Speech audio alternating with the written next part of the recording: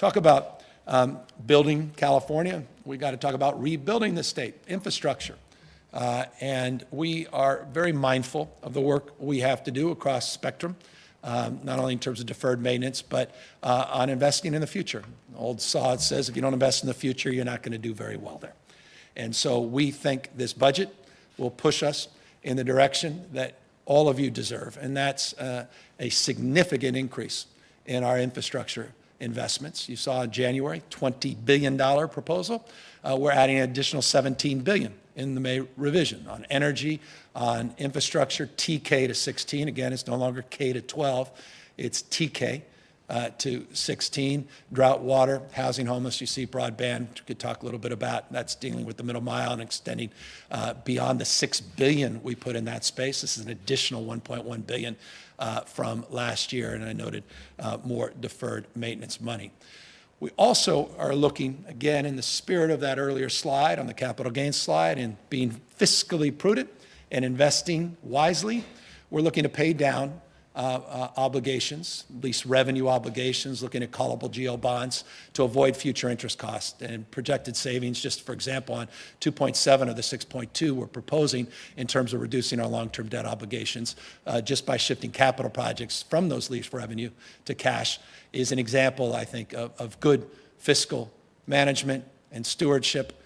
When you're enjoying a surplus like this, we think it's wise to convert those obligations by using that cash, reducing long-term obligations, providing more flexibility, as this will, into the future. As it relates to the future, there's no foundation more important to building that future than addressing the issue of affordability as it relates to housing in the state. Just briefly, I want to go through this few slides on housing. A lot of that was covered in the January budget, substantially and comprehensively so in the last few budgets. More on that in a moment. But you'll see the $2.5 billion reflected in the January and May package. The specifics on the May component, that's the $500 million, is around what we refer to, forgive the language, adapted reuse. That's government speak for converting things like office buildings, malls, and others to housing. And it's interesting, there's been a lot of conversation and thrust of focus, and I think it's an incredibly important debate here in Sacramento, the state, this nation, as it relates to the changing nature of retail.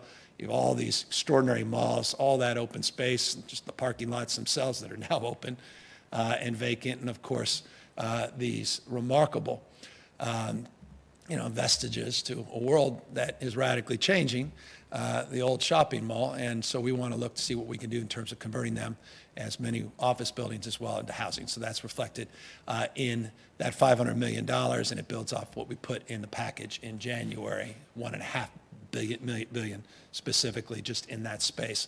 I'll remind you just briefly, and not all of them, but I noted a lot of this in January. Accountability.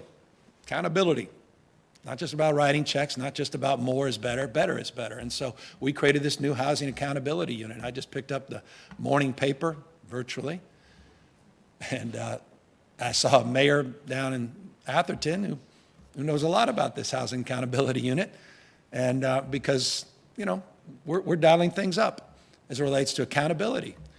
Because if we don't address the issue of the housing demand supply imbalance, we're as dumb as we want to be. This is why some folks are moving. They can't afford it. It's not just taxes. In many respects, it's not taxes. I'll remind everybody, just because it's an editorial opportunity, for middle-class families, taxes in places like Texas are higher than taxes in the state of California, 3.8% higher, to be exact, in one recent study. But housing prices are a big driver. And so we've got to address this issue. And so we've been driving. We created that housing accountability unit. Thank you to members of the legislature for holding strong on that last year. 17 housing-related CEQA bills, 17. People say you need to address the issue. Well, we're moving in, but we're doing it not to, but with a lot of our partners and building strategies and partnerships. I have more work to do in that space together. And then, of course, the investments on tax credits across the spectrum, infill grants and the like, $7.25 billion just in the last few years of new investments. And all of that's around this new RENA goal, that RENA goal, that everybody's so excited about, the sixth cycle RENA goal that goes through, I think, 2030. In that new sixth cycle RENA goal, we pushed hard to make sure SCAG and others, and again, if any of you were paying attention, you didn't understand any of that. SCAG, sixth cycle RENA goal through 2030, it's just a fancy way of saying planning process to make real what we promote, and that's housing. You identify the housing, tell us how you're going to get it done. We'll find more supports than ever to help you. We're going to hold you accountable as we provide those supports. The new goal is 2.5 million units, which is higher than it's been, certainly in the fifth cycle, fourth cycle.